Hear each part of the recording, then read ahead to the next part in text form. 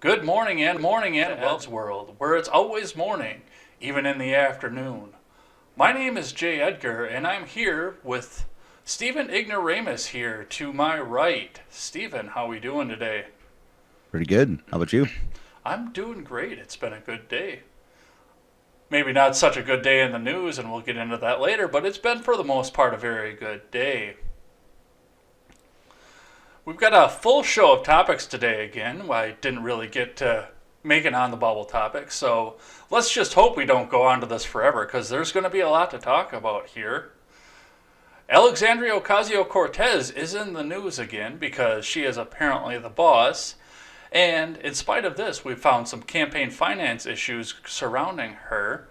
And she had a little gaffe in the House of Representatives where she decided to tell everybody that there's a list of progressives out there that will take the places of anybody who will vote moderately or cross party lines.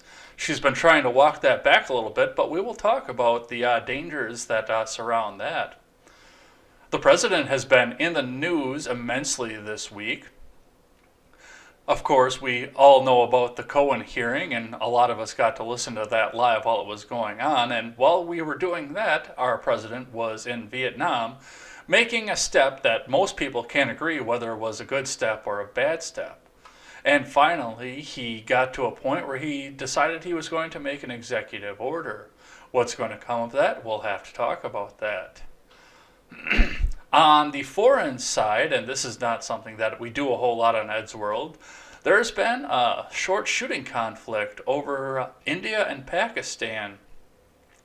We're going to talk about that a little bit because nobody else is talking about it, but there could be nuclear weapons involved in this.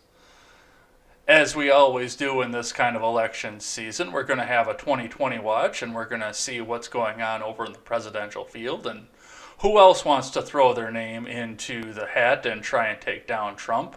I think we're up to 100 people now, are we not? And 101.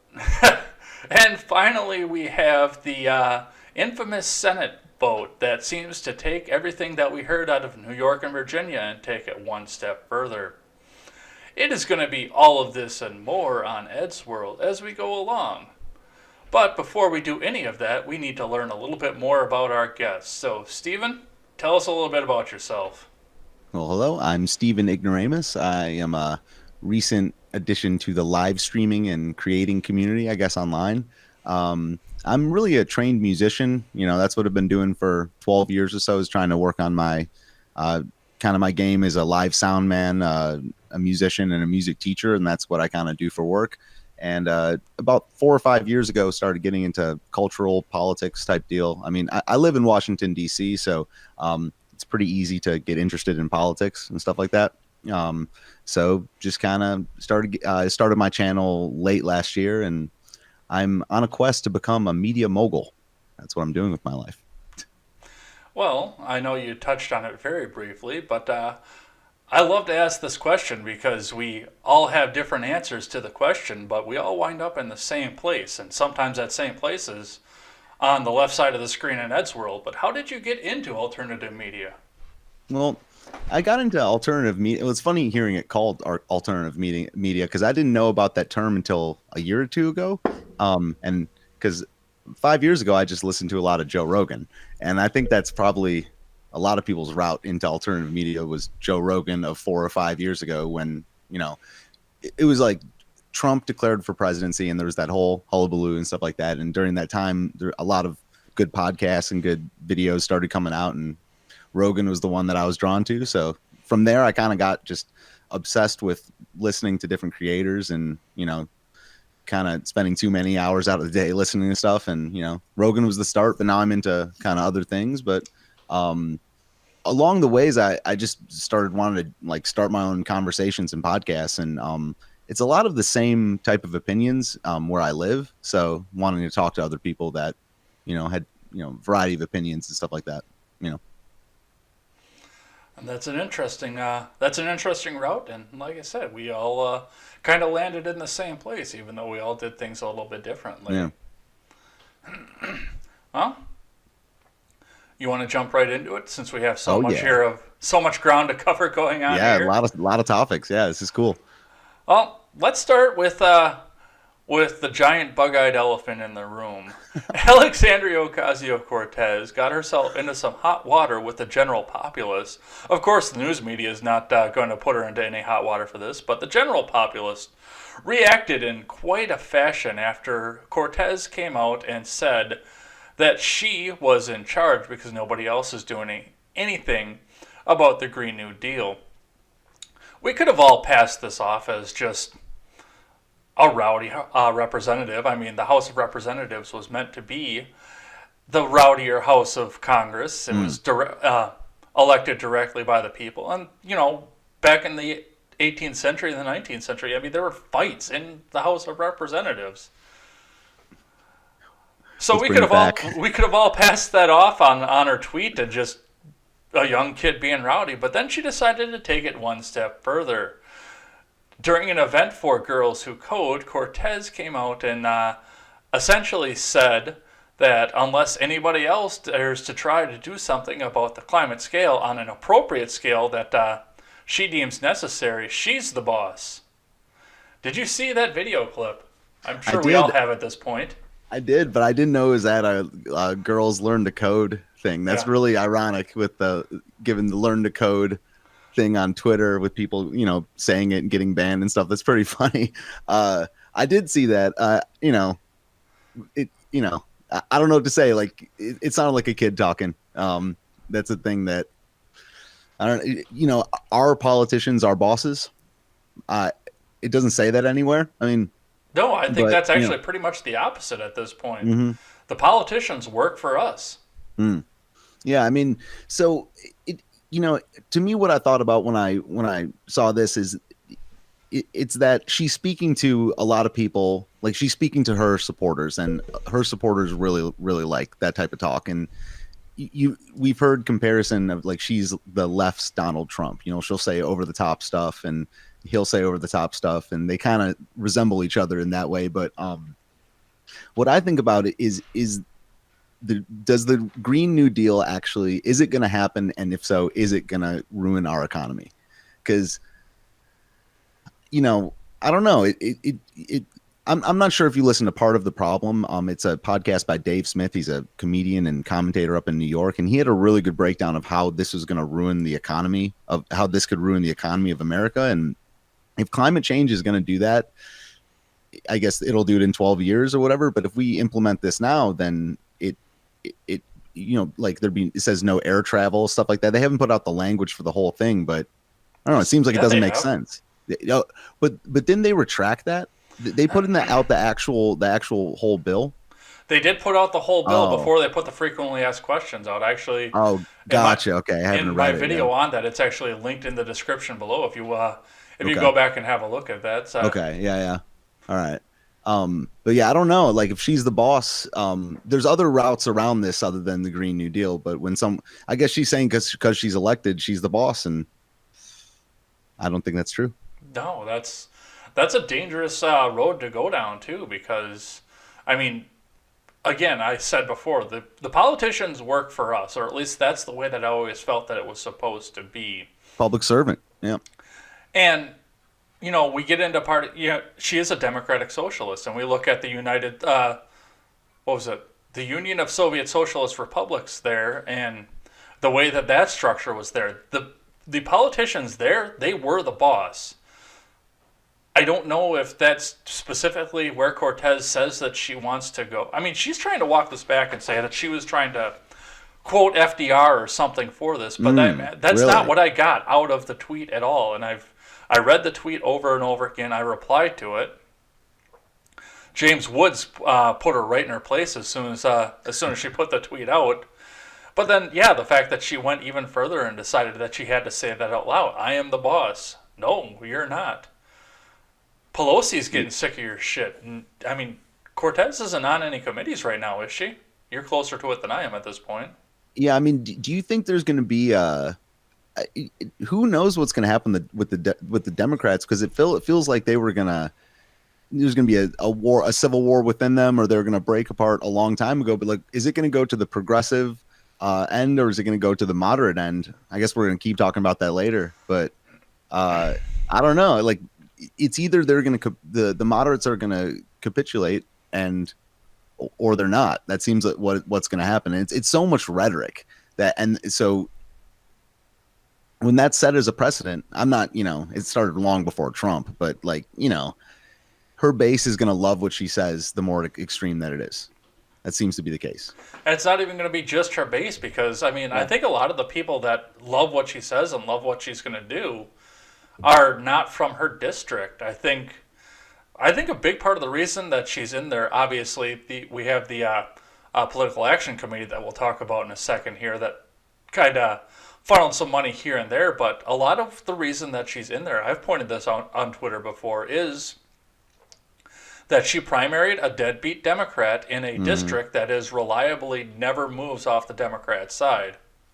I mean, yeah, it's just funny how these people that are elected, they're supposed to represent a district, and then they go straight to the national spotlight and they start talking about a global deal.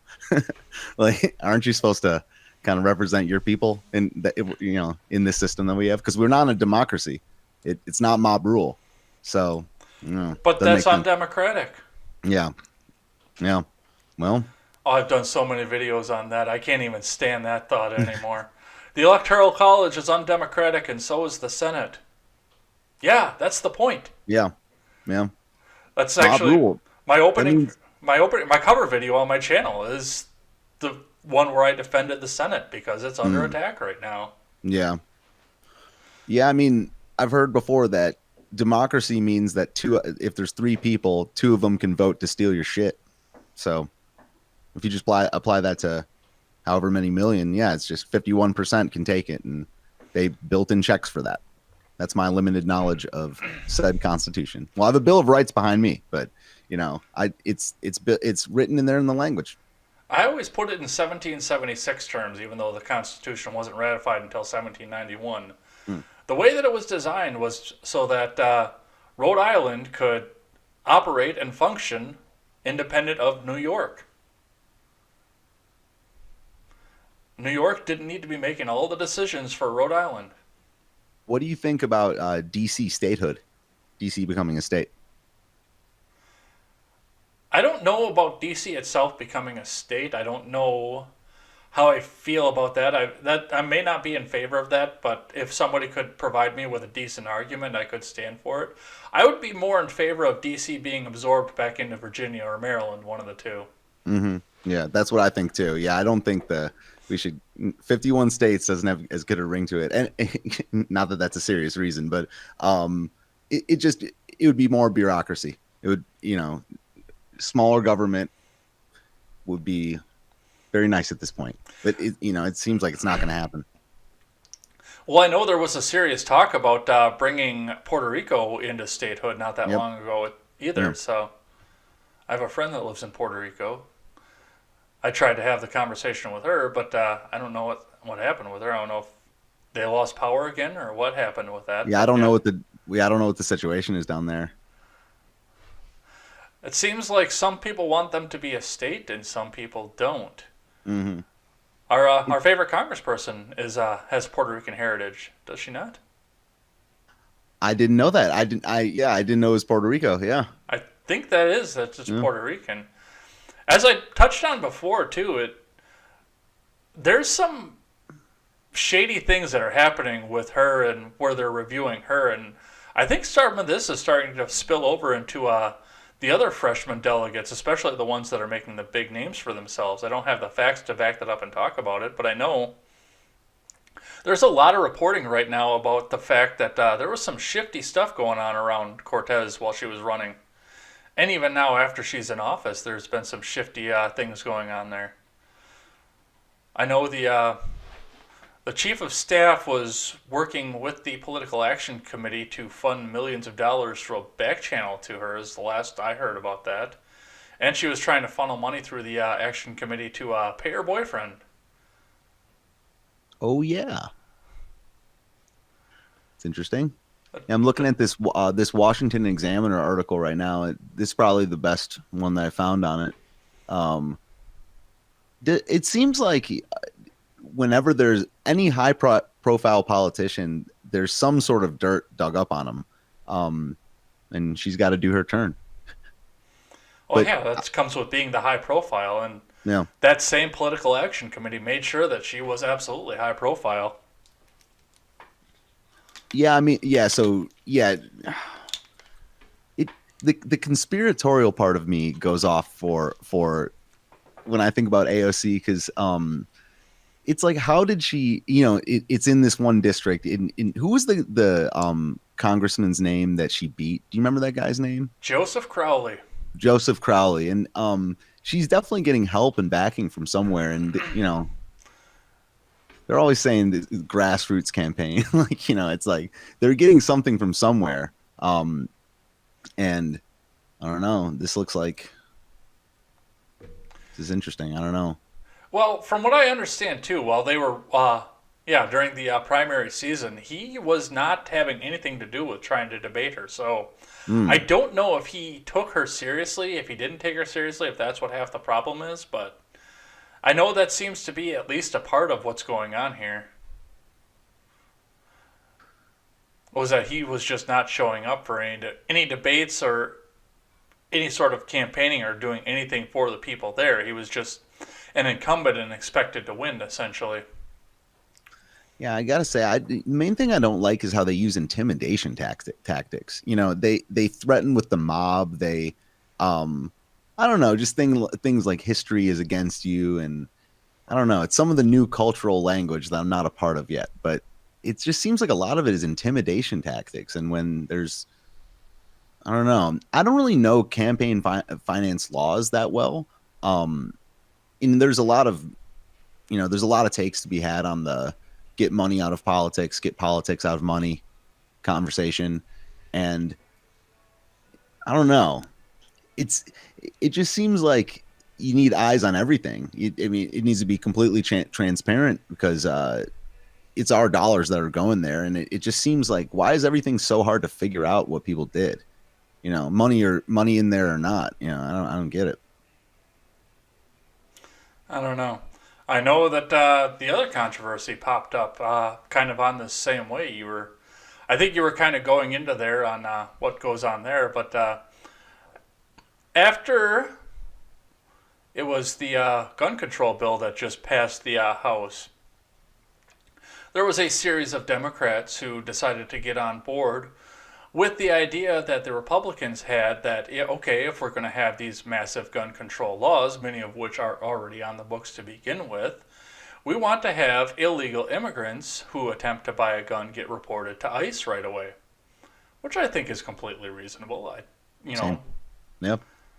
but our favorite congressperson, who we've been talking about for the last 20 minutes at this point, decided that this was going too far and made a threat on Twitter that she has a list of potential progressives out there ready and waiting to primary anybody who is going to be a moderate Democrat, further enforcing the idea that she is the boss. Did you catch this story? This is ridiculous. Yeah. I mean, I don't like lists. It's interesting when you say you're going to put someone on a list or we got a list of something waiting. That's almost like the what they got mad about over the binders full of women thing. Yeah. Um, uh, but yeah, I don't know. I go back and forth because on one hand, oh sorry, on one hand the far left progressive, the super far left progressive radical thing is insane, and it's mathematically impossible for it to be like for it to have a good effect on the economy. So if they were to take over if those list of progressives were to all win, that would the Democratic Party, something bad would happen with them really fast. So what is that? The collapsitarian model. Yeah. Okay. And but if the moderate Democrats, if they want to keep anything, they just got to stand up to this wing of the party. And that's going to happen or it isn't. But it seems like if the party backs AOC, I mean, there's no law against putting people on a list to be primaried, right? Well, theoretically, I thought this was interesting too because going back to the campaign finance idea for just a second here before we move on into further into this, there's a lot of talk going on right now as to whether or not Cortez was actually eligible to represent her district. Really? Omar is going through the same thing, and Rashida Tlaib is going through the same thing as well. Both of them are under fire and under scrutiny for whether or not they actually held residence in their districts for long enough to run in their districts. Oh, snap. I think Omar is going to come out on top of that one, but from what I've been reading on the reporting, even from left wing sites, Tlaib and Cortez have a 50-50 shot of that catching up with them.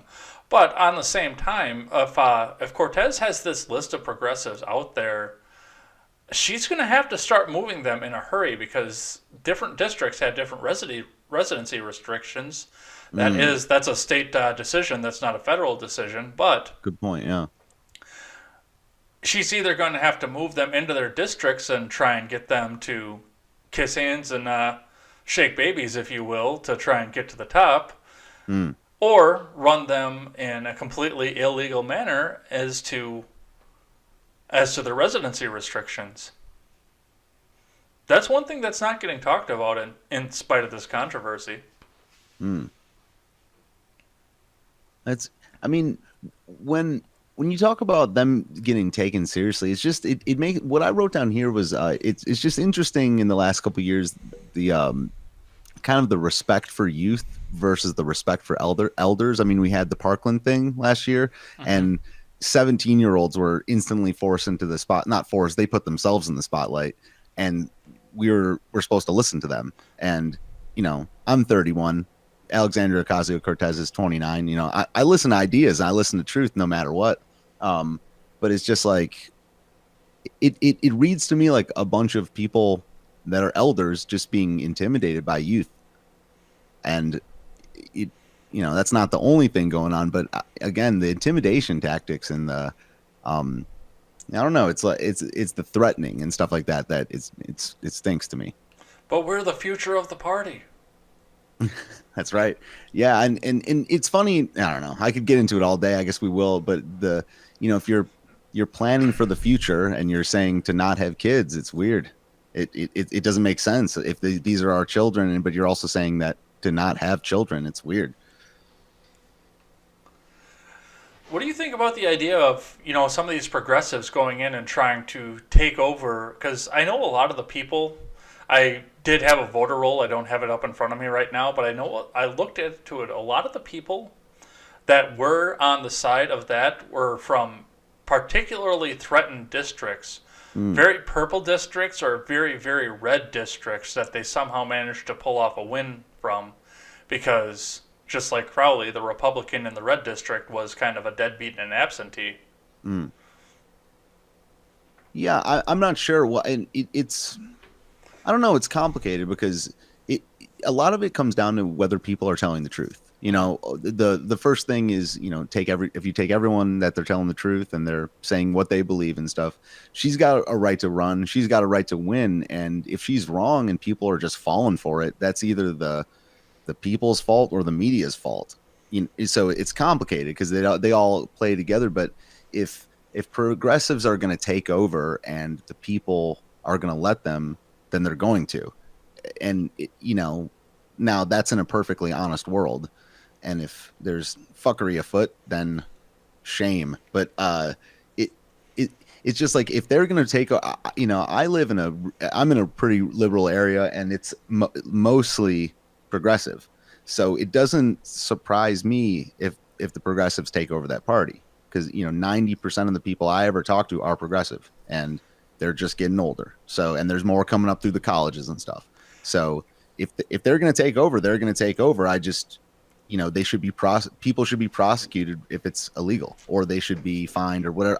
Like I said, I don't know the campaign finance laws, but I don't know. There's got to be transparency and accountability. But if progressives are going to take over, they probably will. The huge part of the younger, like the 20 to 30, 35 range is progressive. So makes sense.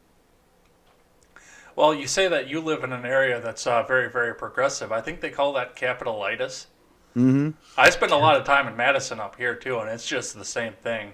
And I lived on the East Coast in I live just outside of Boston too, and again, being right in the capital, it's wherever you have a capital, you always have the progressives, Hmm. or so it seems. Yeah, yeah. And and as a musician and artist, yeah, it's the main set of ideas. That's a fair point. Well, now that we've taken the left's Trump here, let's take a swing at the right's Trump, the man himself. The actual Trump, the best Trump. It's interesting that both of them are from New York City too. Yeah, yeah. But Trump went overseas today to go and have a conversation with Kim Jong Un. Hmm.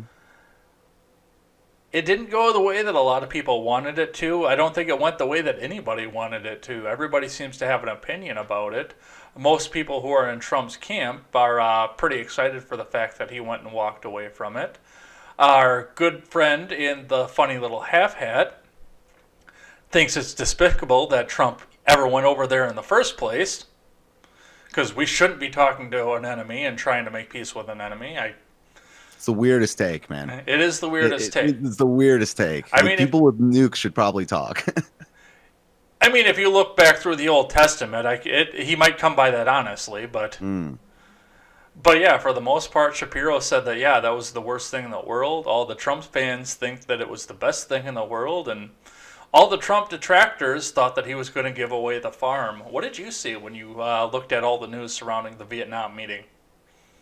Well, it just makes me think about when is the end of the deal. I mean, like, Trump, if he wins again in 2020, will be around for 4 years after that, and it all depends on when. If this is the last stage of the deal, that's not that good. That means I don't.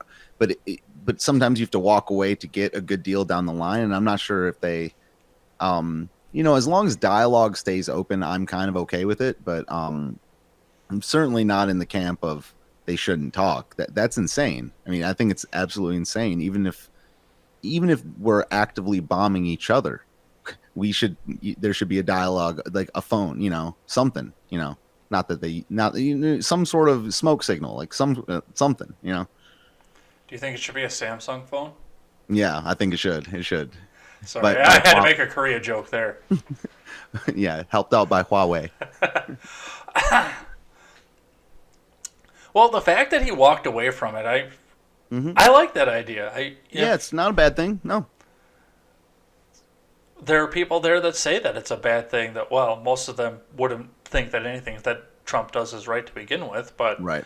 yeah, that's where the most of it comes from. They all think that it's the worst thing in the world that he walked away from the deal. I mean, if Un is not going to do anything at all, why should we stay here or stay there and go through the pageantry of it?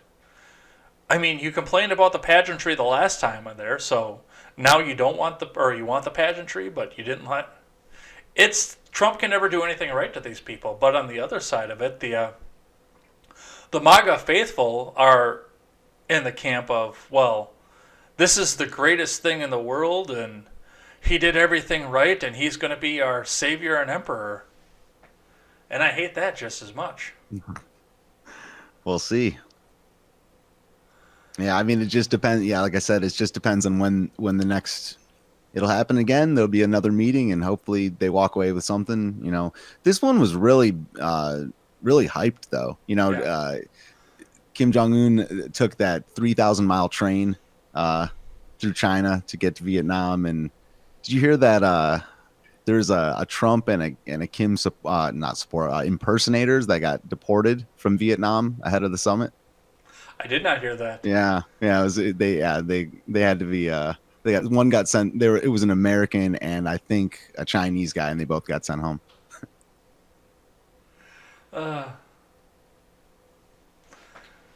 Well, there were a lot of people, too, that said that this whole meeting was just a means to distract everybody from the fact that Cohen was testifying in front of Congress, which is amazing because a foreign meeting like this takes months and months to plan, especially when you have two diplomats that heads of state that need to be protected at all costs by their own states. That takes months to plan, and it seemed to be a last minute thing for them to get Cohen drug up in front of Congress. But Cohen decided that he was going to go and testify in front of Congress again. I think he did it under oath this time, didn't he? I was curious about that I didn't get to watch any of it, but I've seen some of the Yeah. clips. I didn't see it. I just caught the highlights. Yeah, I didn't know about. I don't know if he sworn in. No.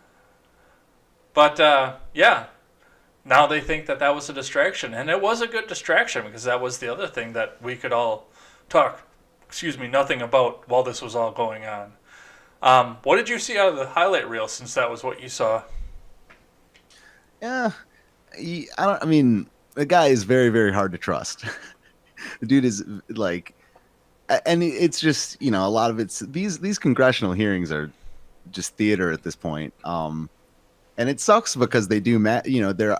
It's not like it's actual TV. These are actually elected representatives, and he actually was the president's lawyer. But it's just getting very, very hard to trust any of it. After the Kavanaugh thing, and it seems like there's more and more of these hearings, and the more they just become theater. And how can you trust the word this guy's saying on either side? Even like he's just lying about lying about lying, and what do you what do you say?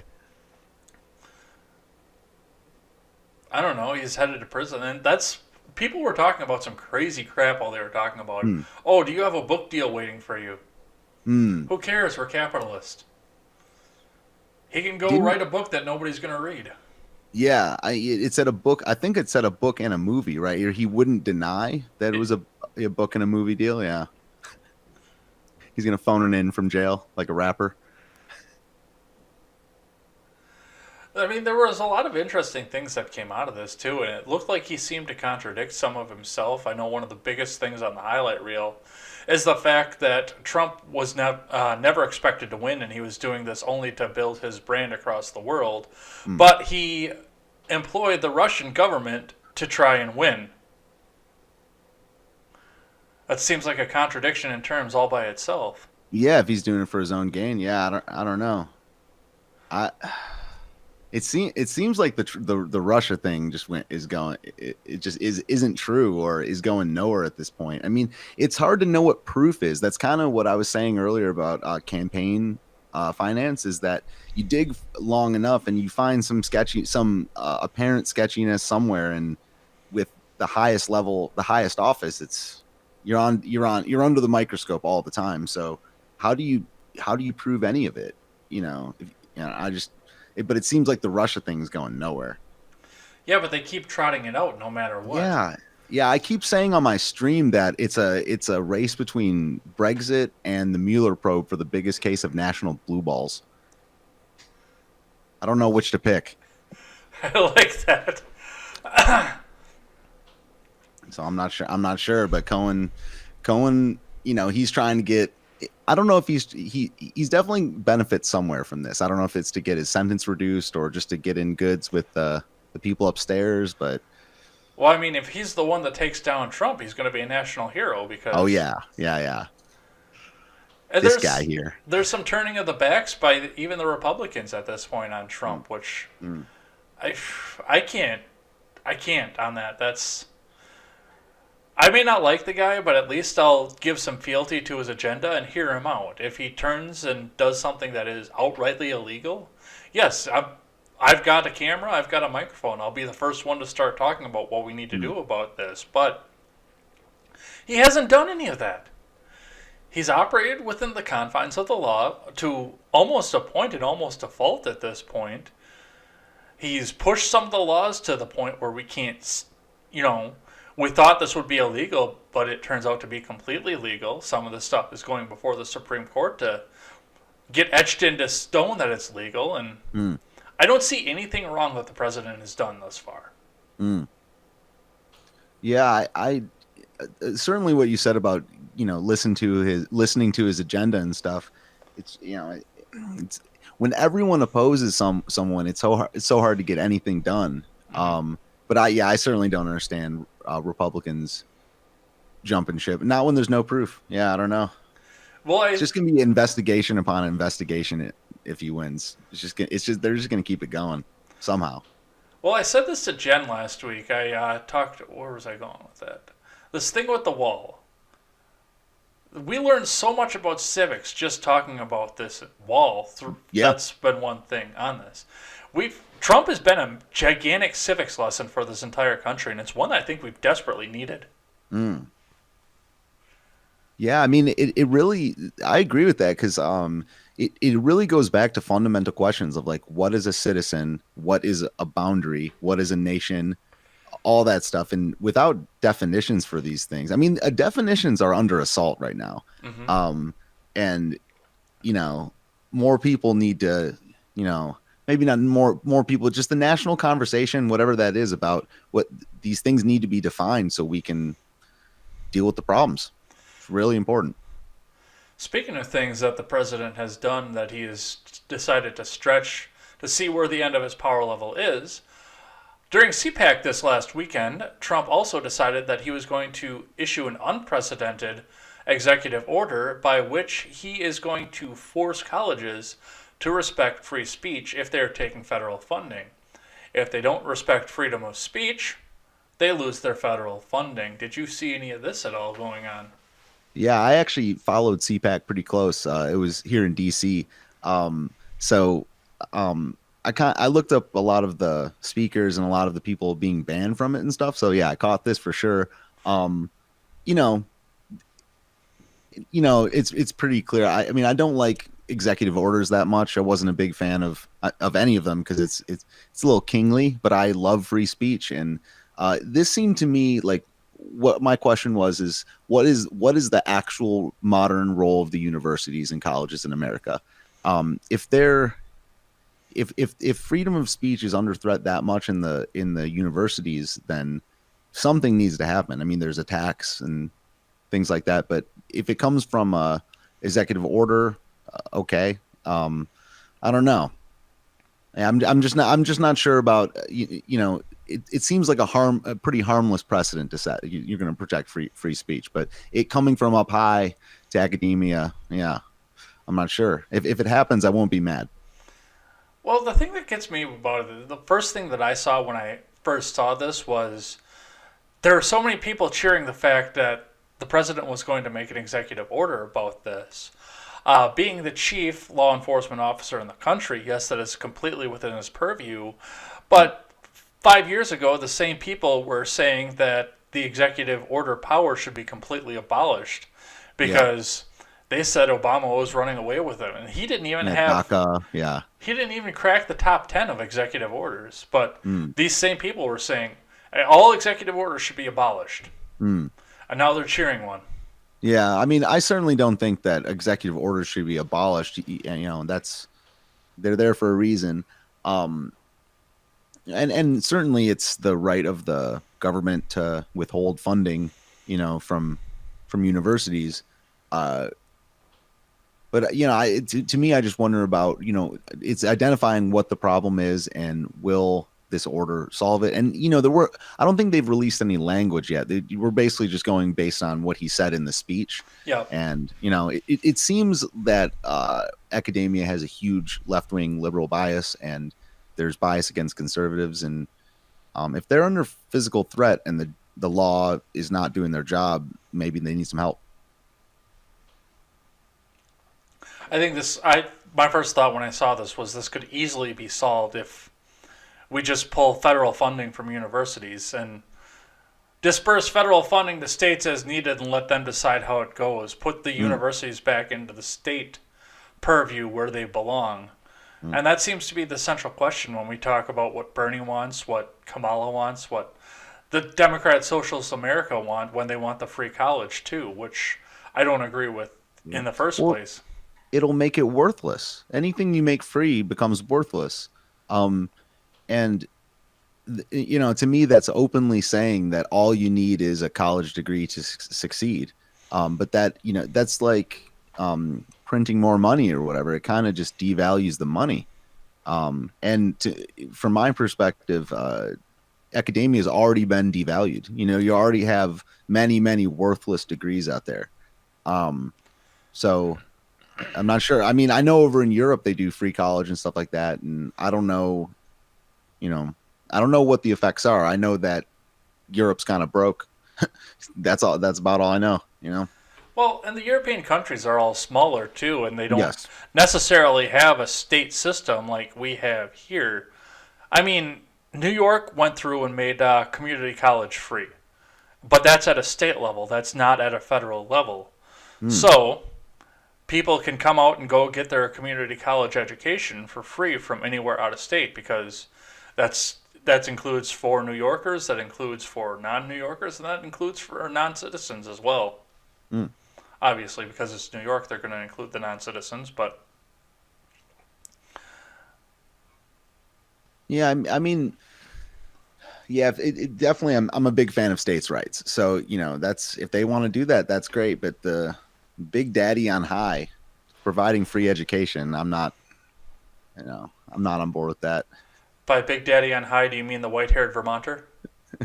Exactly. Bernie Sanders wants a free education for all people. Bernie Sanders.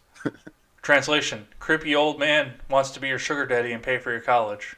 Man, you see those videos of him on his honeymoon, like shirtless, I have in not. Russia? Oh man, I've heard there's a about them. I yeah. know what you're talking about, Oh but I've not man, been brave enough. yeah. I've heard the audio of them. Oh, it's disturbing, Mr. Bernie. Well, I'm about done with Trump for now. All right. Let's say that we tackle the one idea that was kind of hard to research, in my opinion, and something that we don't do a lot of on this show. Let's talk about a little foreign policy here. Early last week, probably about the time that I was recording with my last show, the news started to break that there was a lot of tension and a lot of shooting going on between India and Pakistan. From everything I've been able to research, and there's not a lot of information that's going around about this, this all stemmed from a suicide bombing that came in India on February 14th. All of a sudden, we had planes shooting at each other over the Kashmir region, which is contested by three different countries right now. And all three countries have nuclear weapons. But inside of the Cohen story and inside of the Vietnam story, this kind of got swallowed up, and we didn't talk a lot about this. Did you know a lot about this before I put this on the list and had you read it today? Basically, just kind of what you said. But I like foreign policy. Not, I guess not foreign policy. I like foreign history. So I've looked into just the different conflicts and stuff like that since 1800 or whatever. And this one's a complicated one because it goes farther back than anybody currently alive was alive. Mm-hmm. So, it just gets made scarier with the nukes. The conflict, it goes back to before either of them had nukes at all. So we are where we are. It's sticky. Well, this is something I've actually heard about before the conflict happened, and I've never looked into it, but I looked into it once the conflict happened, and yeah, this has gone for a while where the Kashmir region between Pakistan and China and India is contested by all three countries, and nobody seems to say a word about it. Mm. Nobody knows who actually owns what region and where. Nobody knows where the border is right there. Oh no. Yeah, I mean, one click into Google or Wikipedia about foreign policy, and you see the number of treaties that there are protecting, protecting everything in us with NATO and all these non-binding things. But it's so complicated. There's no way that any one person could keep track of all these treaties. No, there's no way to do that at all. I mean, I could go out and say, yes, let's all simplify that, but I mean, what would happen at that point? Yeah. Because one person, one place is going to remember that this treaty is in place, and another person is going to say, no, this treaty is in place. And when you start to simplify it, somebody's going to get stick in the eye over it. Yeah. So it says 40 soldiers were killed in this Yeah, it's triggered on February 14th suicide bombing. Yeah. Mm-hmm. Militant group. Okay, with links to Al Qaeda. Okay. So yeah, that was my first question when I saw this. Was that the first headline I saw was like it I don't remember what it said, but it was something like India bombs Pakistan. It was something, and I looked into it, and I was like, "This is not." I thought the war had started. Yeah. But Yeah, that's it what they was were okay. making it out to be, but it's just Yeah, these nuclear countries are shooting at each other.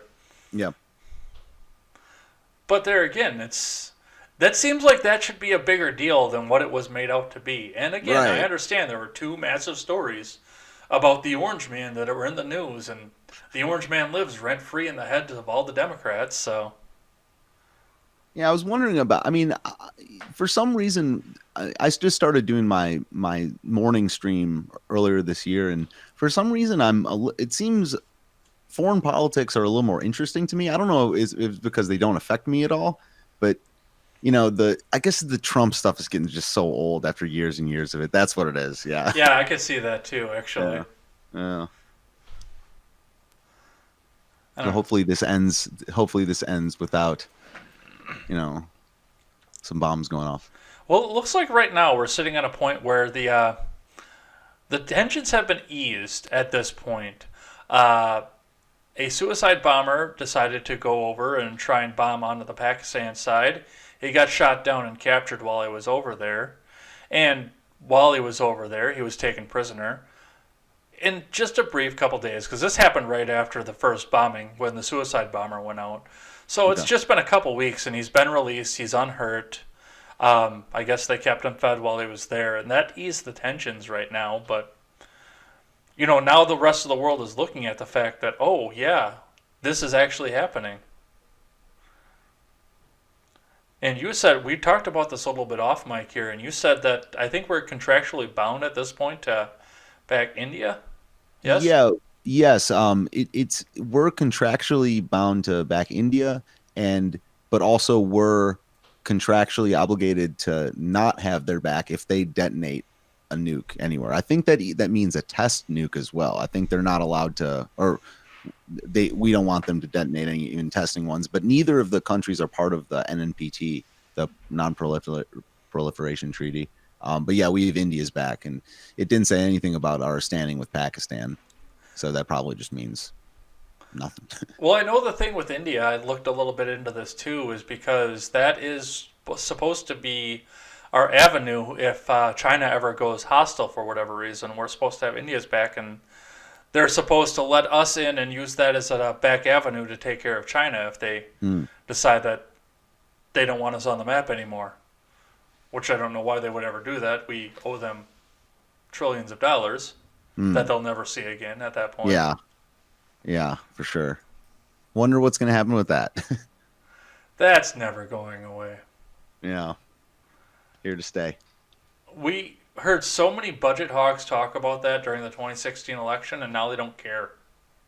Hmm. I That's a mean, good point. it's ticked up a little slower over under the Trump, but it's still ticked up. Ugh. That's that. I mean, there's like literally no answer for it. Yeah, you don't either want to be in charge or you're glad you're not. Alexandria Ocasio Cortez is in charge. I bet you she's not happy. She acts like she knows what she's doing, but she's got to be terrified. Um, these problems are so big. It makes sense when someone just postures Yeah. because the problems are so huge. Just the debt itself. But it doesn't get talked about. Well, we've talked about what happens and people who are currently in charge being afraid of this now, and how nobody really wants to be in charge and everybody wants to be in charge. So let's take a second and talk about the next group of people that want to be in charge. All 500 of them. Throughout the past week, I mean, I talked with Jen about Bernie Sanders getting into the race last week. And we talked a lot about what would happen if Joe Biden got himself into the race and where everyone would land on the Biden ship and where they would land on the Bernie ship. While he has not officially announced that he's going to run and he's not actually made his campaign, from everything that we saw over the last week, Joe Biden appears that he is positioning himself to run for president. there are a lot of people that say that if he doesn't get the Obama backing, he doesn't stand a chance. But if he gets the Obama backing, he is the next in line to be the president, no matter what happens and no matter who has a presidential policy. I know we've talked a lot about the candidates going forward. Let's talk about Joe Biden for a sec. What do you see, especially being as close to DC as you are? What do you see if Biden decides that he wants to get in the race? Where do you see that starting off? It's tough to be able to tell. At first glance, it seems like it's between Bernie and Kamala Harris.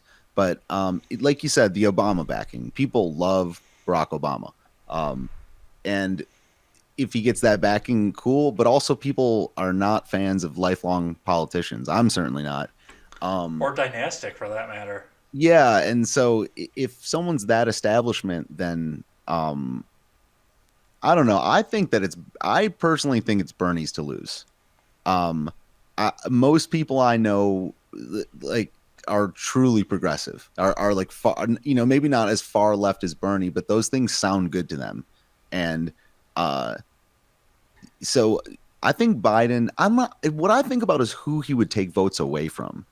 Um, so yeah, I don't know. I think that a ton of people will hate that he's running, but if he gets that Obama money, that Obama backing, then anything can happen.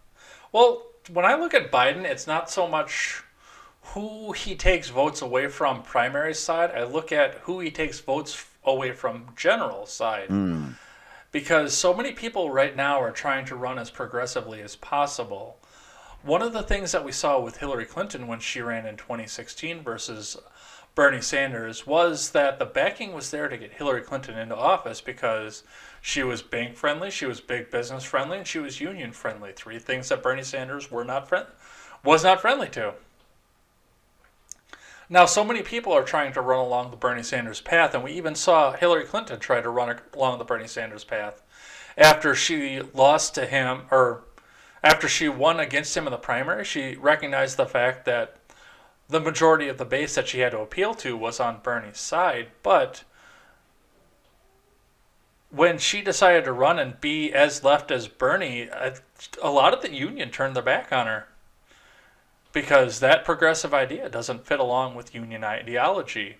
Now, so many of the candidates now are going to run to the left of Bernie or try it past Bernie on the left, but now you've got an establishment guy who is bank friendly, union friendly, and I think he has the potential to win the votes back from the Donald. Mm.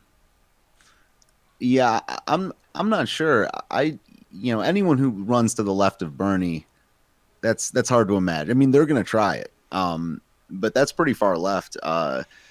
If Biden can get past the primaries, then I just don't know. I don't know about his chance against Trump. I tend to think Trump would crush him because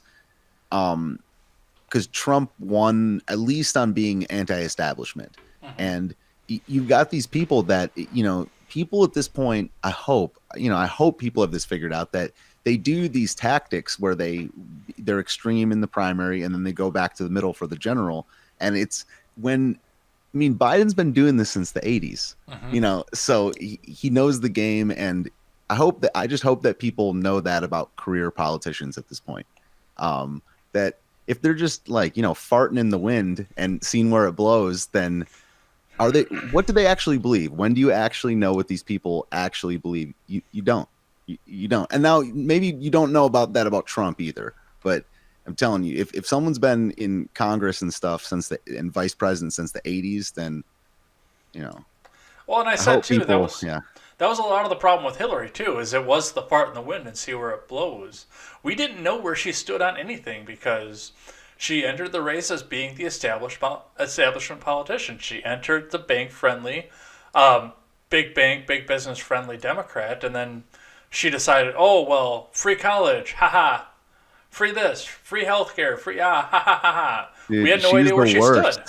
She's the worst. Yeah, she took it to the next level. It was a sight to behold. And I don't know what would happen in the primaries either on the Biden side because I don't see Joe Biden because he had a winning strategy being a vice president. We all know where his policies stood because he was vice president. He had a winning strategy that way. I don't see him turning around and going the other way, which will appeal to the middle ground and take some of the votes back away from Trump. But what does that do to the super progressive voters that want the free college, that want the government takeover of everything, the abolishment of state lines? Who did Biden just say that they're like a good guy and the progressives went after him for it? Do you hear about this? He said the wrong person was a good person. It was either Bill O'Reilly or, damn it, I forget. But Biden just said the wrong thing about a bad person, or a good thing about a bad person in the news recently. Oh, I heard about this too, and I don't know who it was. Yeah, But yeah, sure. they went back and they said that now he must burn because he did this. I know exactly what you're talking about. While I was driving across the state yesterday, I heard Shapiro talk about it. He called Mike Pence a decent guy. That was it. It was Pence, yeah. And now they want him to burn at the stake for it. Yep, burn him. Well, it was the same thing that happened with Shapiro too. I don't know if you listened to his show or not, but he had a guy that came in and had a conversation with him about gun control. A big time lefty guy came in. He was a Hollywood guy. He was making a gun control movie, and he decided that he wanted to hear the other side of it. So he went and he talked to Ben. And then Ben said, "Okay, don't tell anybody you were here. This will ruin your career." So a couple weeks later, the guy says, "Okay, I made this movie. This is what I used for a citation. If you want to have a decent argument with somebody who's going to respect the other side while he argues, go and talk to Ben Shapiro." And they all but took his SAG card away and kicked him out of Los Angeles for it. Yeah, he had to apologize for it, right? Yeah, I remember that. Yep. Yeah, man. It's taking away we talked about definitions earlier, and it's taking away the meaning of the apology. It means nothing anymore. It's just, to defend against the mob or preserve self-interest. It sucks. It does. And the fact that one side says we can't be civil to the other side anymore, and I mean, I'm starting to see some of that come out of the right too. If we all retreat into our corners, we're never going to get anything done. Yeah, it's balkanizing is not a good scenario. I mean, that's what the law is there for. I mean, the law says that we're a federation of states. That's already separate, but if different camps and different groups and races and stuff like that just go to their camps, that's not good. No, we'll go. We saw that happen in the 1850s. We watched that happen, and the next thing you know, we're shooting at each other. Yeah. No bueno.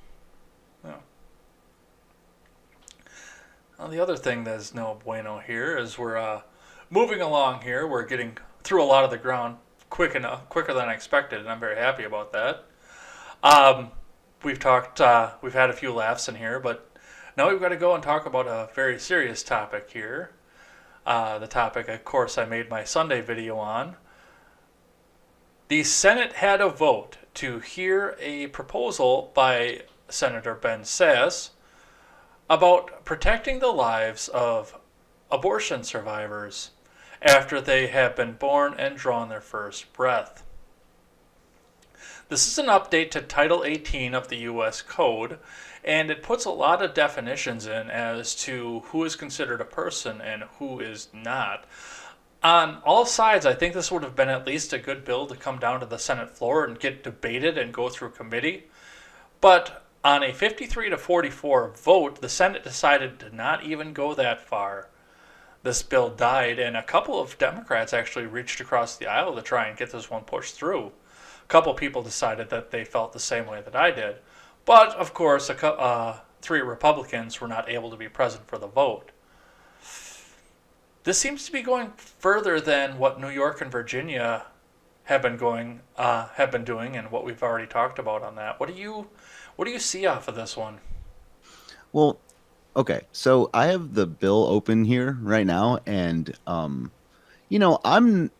to be honest, I'm not that into politics and policy in terms of I'm not the smartest tool in the shed. I'm into a lot of cultural and otherwise things about philosophy and stuff like that. But I'm reading this policy, and you got to help me out a little with this, man, because how is this not the biggest moral slam dunk ever to vote for this? I read the language, and it's It's basically just saying if the child is born alive with a botched abortion, like you have to keep it alive.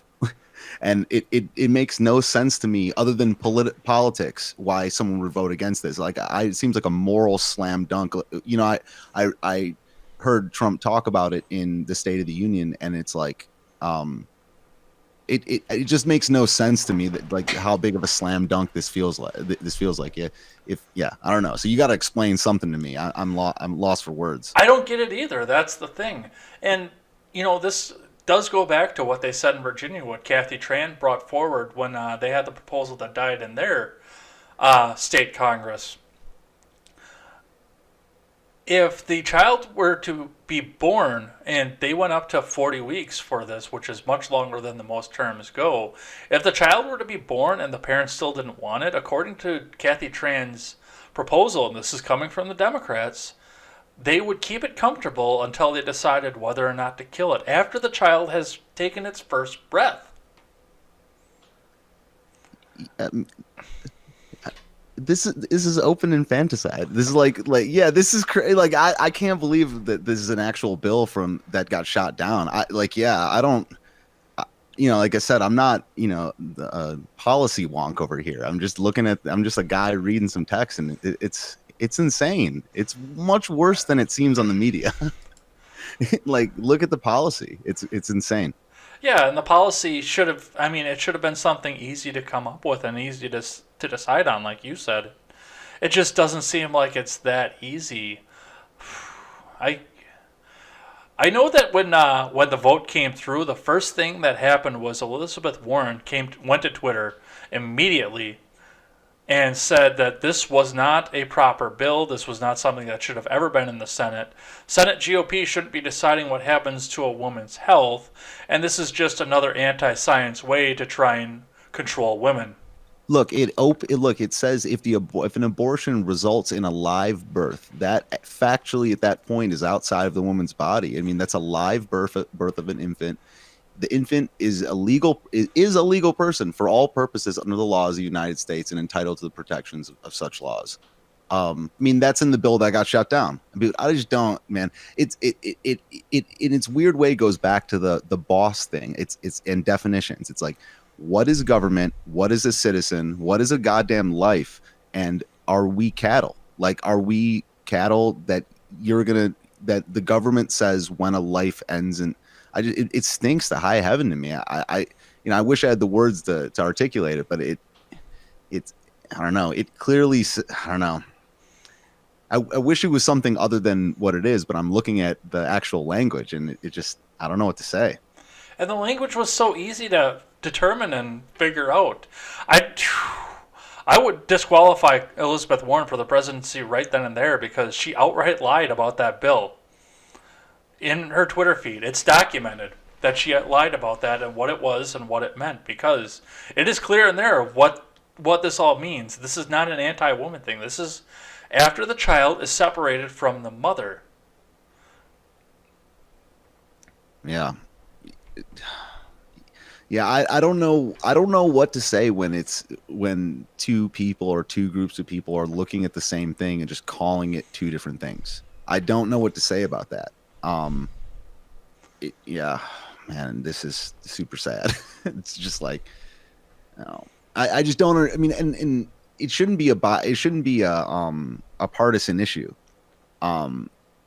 So it's just a shame. I don't know who the 7 Republicans that voted against it were. I think it was 7. I'm not sure. No, there weren't any. There weren't any. Okay, there weren't any Republicans that voted Democrats against. went across the aisle. Yeah. Okay. Yeah. 3 Democrats went across the aisle. The Republicans that didn't put their name to it did so because they weren't there. They were physically. Okay, they couldn't make it. Yeah. Okay. It was Tim Scott, Murkowski, and there was another one. If you've got the text there, I know that it shows in there. Okay. I think it's the 3rd or 4th tab over on that. I don't have the text in front of me, and I think my computer will blow up if I try and pull it right now. Right. Yeah. Well, anyway, this is just sad to me, man. It's just sad, and if it's just about the partisan politics, that shows where we're at. Well, that's what I think it is, because this went almost directly on a partisan line. And I'm sure there's a senator out there waiting to primary the three that jumped across the aisle. Because Cortez is the boss. Yeah, yeah. I mean, when societies when societies and groups of people base things on mass cultural lies, horrible things happen, and it's just not good. It's not good. I told Robert, because I had Robert from the Generational Gap on Nice. while the Virginia thing was going on. He and I talked about this. I have been reliably pro-choice for almost my entire life for different Me reasons too. as I've grown up. I mean, I grew up in a union house. I grew up voting Democrat, and part of the Democrat policy in the 90s was defend abortion.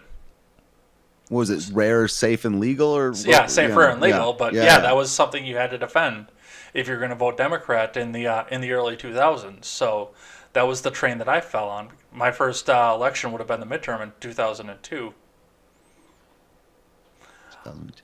When I got out of college and was looking for a job in a flooded job market, that was 2008, and nobody had a job. So I said, okay, let's table this abortion conversation and let's work on getting people jobs. So I remain to be pro-choice there. Mm. Now that I've grown, I've become more libertarian. I just think that an overreaching federal mandate on what to do about abortion is a complete overreach, and this should all be kicked back to the states. Hmm. But I look at something like this, and I've read it front to back, and I look at the fact that something like this could die in the Senate. That that is like a big elbow pushing me over into the pro-life camp. I'm not ready And to get there yet, but I mean, I don't know if I even, they're just labels, and I don't even know if I understand the whole argument. So to be pro life is essentially to be anti-abortion, yes, right? yes, Yeah, and it, it just and repealing Roe v. Wade would kick it back to the states, correct? yes. Okay. Which me and Virginia and New York have already made their stand on being sovereign about that, but we saw how extreme they got when they did that. But they are exercising the right to be sovereign about it. I can't criticize them for that, even though I think that the laws that they passed or proposed are evil. Yeah, man. Me too. Yeah, I don't get this because you want to see the best in people, and when you openly put it in the language, it's just terrifying. I just don't even know what to say, because it's right there. It's right there, in the hearings and in the policy. And the I thing with Northam was just, just calmly talking about that on a radio show was just like, I don't know. Well, and I theorized too that it was a Democrat operative that put the yearbook photos out there because he was going too far on that. And now I look Mm, at something like this, I'm like, well, was I wrong about that? The only thing I can justify any Democrat senator by right now is the fact that they saw it was an abortion bill and they just said automatically no because they're all getting paid mm, by Planned Parenthood. yeah. I hope that I'm right and none of them even read it. Mm. That's the only hope I have left for them. I mean, yeah, it just takes a quick glancing over. Yeah, I don't know, and I don't know what to say about any congressperson that doesn't read a little bit of a bill or pay 10 people to give you cliff notes. I don't know, but partisanship, it's partisanship, someone not reading it, or just being evil. I don't know. Like it's evil. An evil thing. It's an evil policy. Like it's very uncomfortable. Well, I mean, and the tweet that Warren put out right there, that may suggest that I might be right. I hope I'm right. I hope there are not Yeah. people out there like that. That suggests that I might have been right, though. And Yeah. like I say, I hope that's the case. Because that's the only way I can have any faith in our federal government anymore. I'm right on the edge of just saying, shut it down and let's just have states. Yeah. I mean, I essentially, I'm definitely a libertarian, small L libertarian. DC has a closed primary. Hmm. So I might be no, I'm registered. I'm registered libertarian right now in DC, but I thought about changing it, but I don't, the anarcho-capitalism seems like, I'm drawn to it because it just like people can have their stuff and we can all split up and we can just no government, and it's appealing. Yeah, especially when stuff like this is going on. You brought up a point that I never thought about before. It is like cattle at that point. Who lives, who dies, who does what, and when it goes further and we go into a full communist state, it's going to be the government telling us what our job is going to be. Yeah, it's like, rulers have always been around, and many of these rulers have called themselves republics and they've called themselves all kinds of things, but the rulers are the ones in charge of, essentially a resource municipality and the guns that protect them, or whatever the modern technology is, and they're being open about it. They're saying we get to call life and we get to take it. So I don't know what to call it.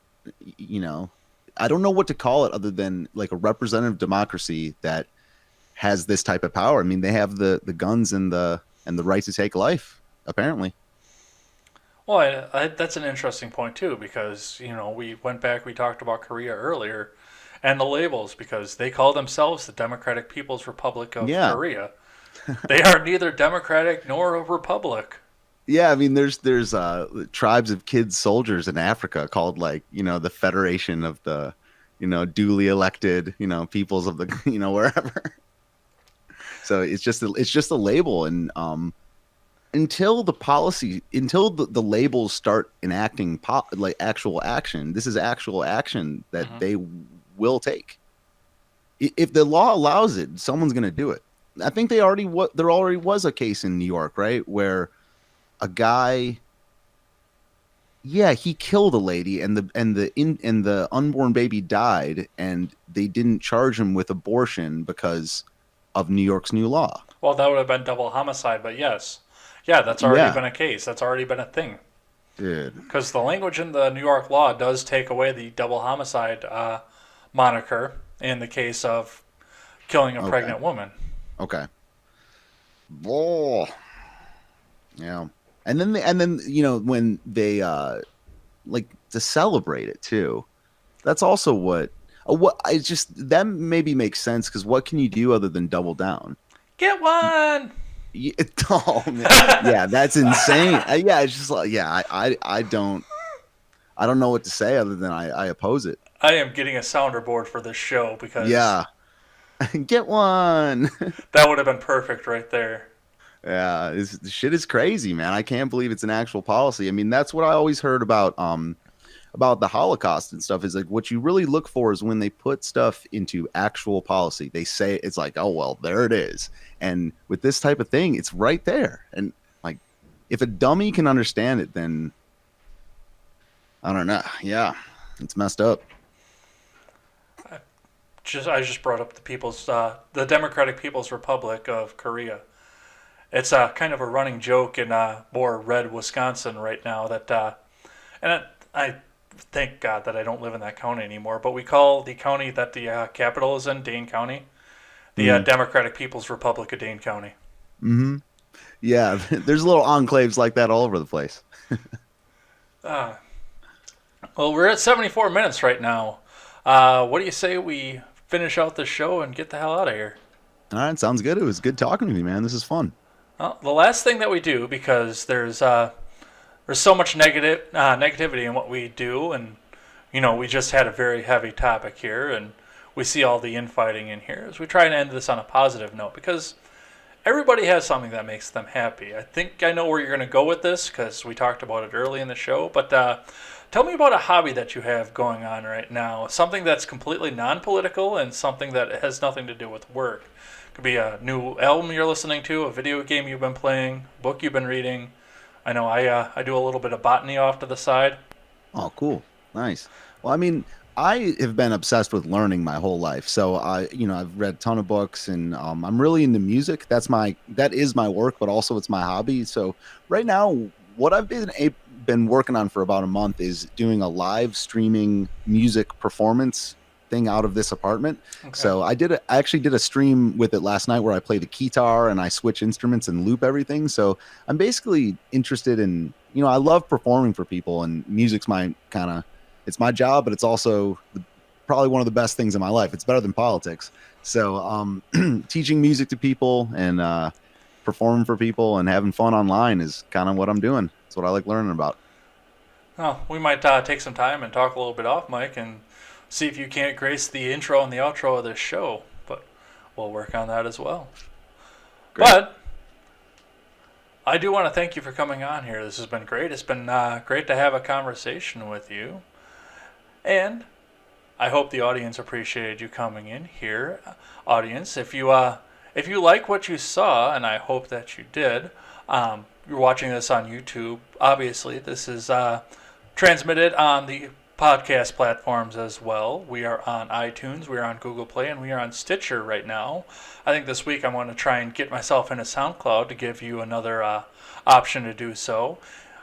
Please go ahead and subscribe over there wherever you get your podcasts. If you are on iTunes, please subscribe and give us a 5-star rating and a review. That helps us in the algorithms. That helps me grow this show and helps me get more people on. So that'll be great. If you are listening to this on the audio platforms, make sure you go over and go on to YouTube and hit that subscribe button, because that helps me grow my solo channel, my solo videos. And make sure you check out some of my solo videos. I enjoy putting those out there for everybody here.